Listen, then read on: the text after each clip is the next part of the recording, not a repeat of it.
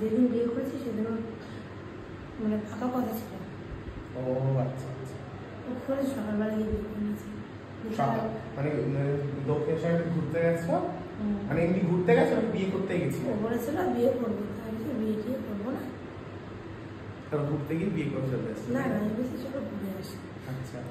বাড়ি থেকে তো বেরিয়েছে, ওর সাথে এরকম ঝগড়া করছে, বাড়ি আমাকে নিতে গেছিলো। কালকে দেখা করবো, ঠিক আছে চলো দেখা করি।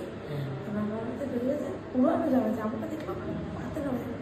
মাকে বলেছে না বান্ধবী মেয়েতে আসছে, যদি থাকতে বলে খেয়ে দিয়ে আসো। আমার ঠিক আছে যা, আমার গেছি 9টার সময়, হয় 9টার সময় ছাড়ে। বলে আমি গেলাম, তোকে বলে দেখো এখন আর বাড়ি যাবো না, 2 ঘন্টা হয়ে গেছে এখানে দাঁড়িয়ে কথা বলছি। আমি বললো কী খেয়েছিস, সে খেয়েছিস? দুপুরবেলা বাড়ি যাবো, বলবো খেয়ে দিয়ে এসে 4টে 4:30। তাই না, দক্ষিণ শাড়ি ফাড়ি কিছু নিই।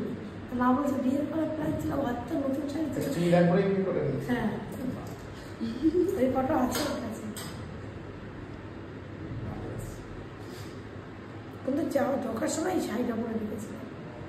এই পছন্দগুলো তোলনি কেন? বলেছিলাম না থ্রেডিং করতে। হ্যাঁ, বৌদি বললো মেকআপ করলে উঠে যায়। হ্যাঁ,